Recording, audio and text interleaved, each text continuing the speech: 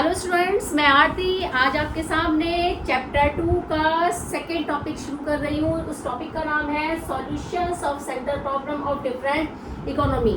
हम लोगों ने सेंट्रल प्रॉब्लम समझी थी, what to produce, how to produce और होम टू प्रोड्यूस। हम लोगों ने इस बारे में डिस्कशंस किया था पार्ट फर्स्ट में। आज पार्ट 2 में हम इसका सॉल्यूशंस देख रहे हैं कि इन प्रॉब्लम का सॉल्यूशन कैसे किया जा सकता है। तो सेंट्रल प्रॉब्लम में सबसे पहली प्रॉब्लम थी what to produce, how to produce और होम टू प्रोड्यूस। सबसे पहले मार्केट इकोनॉमी की बात करते हैं। मार्केट इकोनॉमी के अंदर जो प्रॉब्लम का सॉल्यूशन है वो कैसे किया जाता है। मार्केट इकोनॉमी के अंदर मार्केट का अंदर जो प्राइस का डिसाइडेशन है, मैंने पहले भी ये डिस्कशन किया था कि मार्केट के अंदर जो प्राइस डिसाइड होता है वो डिमांड एंड सप्लाई के बेसिस पे होता है, ठीक है। यानी कि मार्केट फोर्स पे होता है। मार्केट इकोनॉमी के अंदर प्राइस का डिसाइडेशन प्राइस के बेसिस पे, प्राइस का जो डिसाइडेशन है वो किस पे बेसिस पे होता है, मार्केट फोर्स पे होता है। और एक प्रोड्यूसर होने के नाते, अगर सपोज करिए मैं एक प्रोड्यूसर हूँ, किसी चीज़ को बनाती हूँ, तो मैं हमेशा ऐसी गुड्स को बनाऊंगी जिनके प्राइस बहुत ज़्यादा क्या होंगे, हाई होंगे, और जिनकी जो कॉस्ट होगी, इनपुट कॉस्ट जो होगी वो कैसी होनी चाहिए, मिनिमम होनी चाहिए। क्योंकि प्रोड्यूसर होने के नाते मेरी लागत कम से कम आए और मुझे प्रॉफिट ज़्यादा से ज़्यादा हो, और मैं हमेशा ऐसी गुड्स को बनाऊं मार्केट के अंदर, उन्हीं गुड्स को सप्लाई करूं जिसके अंदर जिसका प्राइस बहुत ज़्यादा क्या हो, हाई हो। तो मार्केट इकोनॉमी के अंदर व्हाट टू प्रोड्यूस के अंदर हमेशा एक प्रोड्यूसर होने के पॉइंट ऑफ व्यू से बात करते हैं तो प्रोड्यूसर हमेशा एक ऐसी गुड्स को बनाता है जिसका प्राइस हाई हो, जिसकी इनपुट कॉस्ट यानी कि प्राइस उस गुड्स का कैसा होना चाहिए, हाई होना चाहिए, इनपुट कॉस्ट कैसी होनी चाहिए, कम होनी चाहिए, और वो हमेशा ये कोशिश करेगा कि उसके प्रॉफिट कैसे होने चाहिए, मैक्सिमम होने चाहिए। यस या नो? तो प्राइस का डिसाइडेशन किस पर है, मार्केट फोर्स के बेसिस पे है। तो हम कैसे लिखेंगे, market economy according to the producer. Market economy में एक प्रोड्यूसर के पॉइंट ऑफ व्यू से अगर हम बात करते हैं तो प्रोड्यूसर हमेशा एक ऐसी गुड्स को बनाना चाहता है जिसका प्राइस बहुत ज़्यादा हाई होता है और जिसकी इनपुट कॉस्ट काफ़ी कम होती है और उसके प्रॉफिट क्या होते हैं, मैक्सिमम होते हैं। It's clear. सेकंड वन आती है central plant economy. Central plant economy में यानी कि ऐसी इकोनॉमी जो पूरी तरह से गवर्नमेंट के द्वारा कंट्रोल की जाती है, इसमें किसी और का इंटरफियरेंस नहीं होता है। तो सेंट्रल प्लांट इकोनॉमी वो इकोनॉमी होती है जिसमें मेन मोटिव गवर्नमेंट का सोशल वेलफेयर है और किसी का कोई इंटरफियरेंस नहीं है। वो हमेशा ऐसी गुड्स को बनाएगा जिसका प्राइस काफ़ी कम हो, जिससे कि पुअर सेक्शन उसको क्या कर सके, मेरे बच्चे अफोर्ड कर सके, ठीक है। तो अगर आपको ध्यान हो कि हाउ टू प्रोड्यूस में हमने दो टेक्निक पढ़ी थी, लेबर इंटेंसिव और कैपिटल इंटेंसिव। तो जबकि लेबर इंटेंसिव में जो कॉस्ट आती है वो बहुत ज़्यादा आती है, जबकि कैपिटल इंटेंसिव में कॉस्ट बहुत कम आती है। लेकिन अगर गवर्नमेंट लेबर इंटेंसिव का यूज़ करती है तो ऐसी कंडीशंस में लोगों को एम्प्लॉयमेंट मिलेगा और अनएम्प्लॉयमेंट की जो प्रॉब्लम है वो कहीं ना कहीं क्या हो जाएगी, डाउन हो जाएगी। अनएम्प्लॉयमेंट की प्रॉब्लम डाउन हो जाएगी या और एम्प्लॉयमेंट बढ़ जाएगा। तो गवर्नमेंट सोशल के वेलफेयर के ध्यान में रखते हुए एक ऐसी गुड्स का प्रोडक्शन करती है, ऐसी गुड्स को एक का मतलब है डिफरेंट गुड्स को ऐसी मार्केट में सप्लाई करती है जिनका प्राइस काफ़ी कम हो, और हमेशा उन चीज़ों के प्रोडक्शन के लिए किसका यूज़ करिएगी, लेबर इंटेंसिव का यूज़ करती है। इसमें प्रॉफिट को ध्यान में नहीं रखा जाता है, यानी कि इसमें गवर्नमेंट प्रॉफिट को ध्यान में नहीं रखती है, केवल उसका मोटिव क्या है, सोशल वेलफेयर। It's clear. तीसरी इकोनॉमी की मिक्स्ड इकोनॉमी। मिक्स्ड इकोनॉमी वो इकोनॉमी होती है जिसमें कंट्रोल प्राइवेट सेक्टर के साथ साथ गवर्नमेंट का भी होता है, यानी कि गवर्नमेंट भी उसमें इंटरफेयर करती है।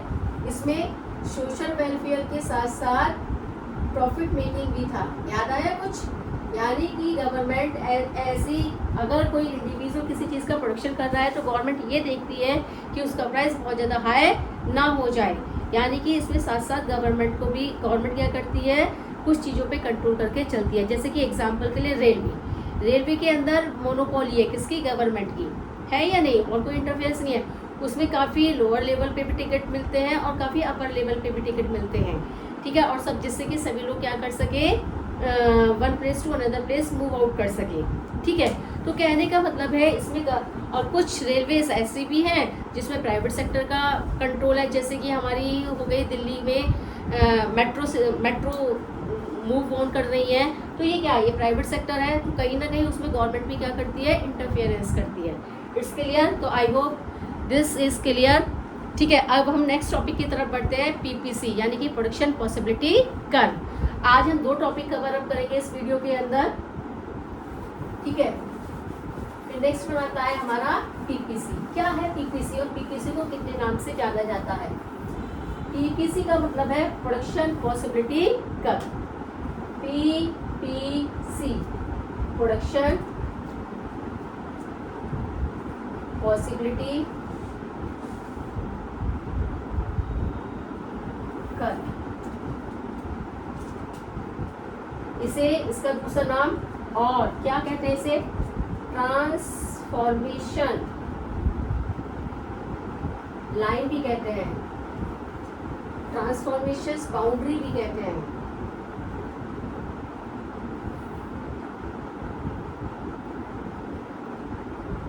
बाउंड्री भी कहते हैं, यानी कि इसके बुक्स में बहुत सारे नाम दिए हुए हैं, तो आप लोग देख लीजिएगा। पीपीसी का क्या नाम है? Production possibility curve.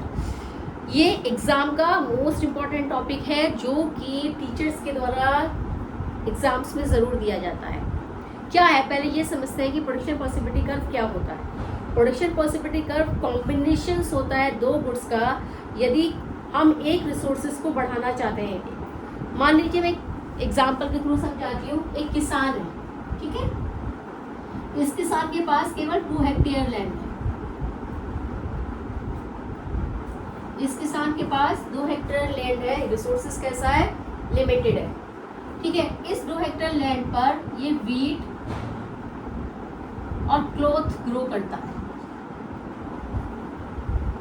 क्लॉथ्स यानी कि बैल्स, ठीक है, इसको ग्रो करता है। 2 हेक्टेयर लैंड है, रिसोर्सेज कैसे हुए हैं इसके, लिमिटेड है, और जो भी इसका पैसा होगा वो भी कैसा होगा, लिमिटेड होगा। तो अगर वो वीट का 100 क्विंटल टन का प्रोडक्शन करता है और सारे रिसोर्सेज वीट पे लगा देता है, तो क्लॉथ का कोई प्रोडक्शन होगा? तो क्लॉथ का कोई भी प्रोडक्शन नहीं होगा। जैसे ही मैं वीट के, अब मार्केट में क्लॉथ की जो डिमांड है वो इंक्रीज हो गई, तो क्लॉथ की डिमांड को फुलफिल करने के लिए और वीट की डिमांड थोड़ा डाउन हो गई, तो उसने सोचा इस किसान ने, चलो भाई क्लॉथ को भी प्रोड्यूस करता हूँ, तो कुछ रिसोर्सेज ये यहाँ लगा देता है और इसके प्रोडक्शन को क्या कर देता है, कम कर देता है। फिर इसकी डिमांड बढ़ी तो इसने इसको बढ़ाया, इसको कम कर दिया, फिर इसने इसको बढ़ाया, फिर इसने इसको कम कर दिया, फिर इसने इसको 4 किया और इसने इसको 0 कर दिया। समझ में आया? यानी कि जैसे जैसे एक के प्रोडक्शंस को बढ़ाया, दूसरे के प्रोडक्शन को क्या कर दिया, कम कर दिया। इसे हमने एक्स प्रोडक्शन मान लिया और इसे हमने वाई प्रोडक्शन मान लिया। तो प्रोडक्शन पॉसिबिलिटी कर्व क्या कहता है? Production possibility curve is the combinations of the 2 goods. If one goods have been increase, the another goods will be decrease. यानी कि प्रोडक्शन पॉसिबिलिटी कर्व 2 गुड्स का कॉम्बिनेशंस होता है। कोई भी 2 गुड्स, एक्स या वाई, जेड या एक्स, कुछ भी ले लीजिए, आपकी मर्जी है। ऐसा नहीं है कि मैंने वीट और क्लॉथ लिए तो आप वीट और क्लॉथ ही लेंगे, आप एप्पल और मैंगो ले लीजिए, बनाना ऑरेंज ले लीजिए, कोई भी 2 गुड्स आपको लेनी है। तो प्रोडक्शन पॉसिबिलिटी का 2 गुड्स का कॉम्बिनेशन होता है। यदि हम एक गुड्स को इंक्रीज करना चाहे तो दूसरी गुड्स को क्या करेंगे, डिक्रीज करेंगे। इसका मेन रीजन ये होता है मेरे बच्चे, क्योंकि जो रिसोर्सेज हैं वो कैसे हैं, मेरे लिमिटेड है। तो अगर मैं डेफिनेशन की बात करती हूँ तो डेफिनेशन कैसे लिखेंगे, डेफिनेशन लिखेंगे, production possibility curve is the combinations of the 2 goods. If we want one goods increase, the another goods will be decrease due to the reasons the resources are limited. resources कैसे हैं मेरे, limited है। It's clear? और हम इसमें, अब हम इसे मान लीजिए उन्होंने कहा कि पीपीसी कर्व को डिफाइन करिए, तो पहले तो हमने क्या लिख दिया, इसका डेफिनेशंस लिख दिया कि पीपीसी कर्व है क्या। फिर हम इसका शेड्यूल बनाते हैं, जैसे अभी मैंने एग्जांपल के थ्रू समझाया था शेड्यूल। शेड्यूल कैसे बनाएंगे, शेड्यूल यहाँ बनाते हैं। शेड्यूल के लिए मैंने यहाँ 2 गुड्स ली, एक्स गुड्स और वाई गुड्स।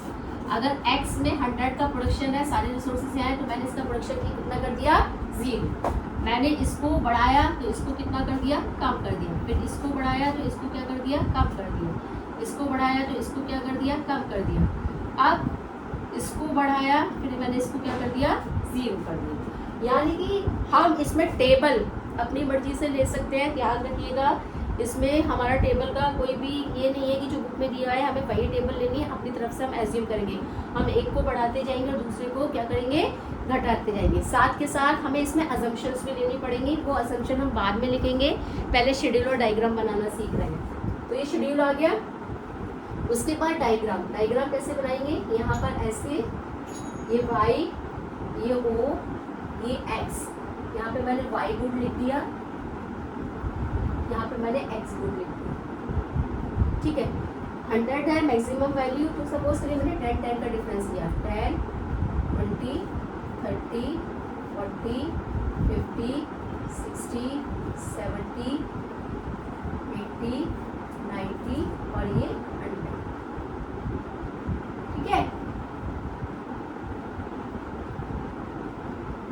और यहाँ पे वाई गुड्स कितनी है हमारी, 4, 1, 2, 3, 4, 5 तक हमने एक्सेस लिख दिया, ठीक है। उसके बाद जब 0 है प्रोडक्शन वाई का, तो इसका कितना है 100, 0 में दिया है तो मैंने 100 पे यहाँ निशान दिया, इसी पॉइंट पे 0 से 100 पे, यानी कि 0 यहाँ है। उसके बाद 1 पे कितना प्रोडक्शन है, 91 ये रहा और 90 ये रहा, 1 और 90, ठीक है। सेकेंड पे कितना है 70, सेकेंड पे 70, तो 70 मेरा ये रहा, सेकेंड ये रहा मेरा ये। भाई मार्कर से कर रही हूँ, जब आप लोग पेंसिल से करेंगे और ढंग से करेंगे तो ये बिल्कुल सही आएगा। 3 पे कितना है 30, 3 पे 30, ये रहा पॉइंट, एक ये रहा और एक ये। 3 पे 30, 4 पे कितना है 0, यानी कि 4 पे 0, ये 4, 4.8। अब इन पॉइंटों को अपने आपस में क्या कर लिया, ऐड कर।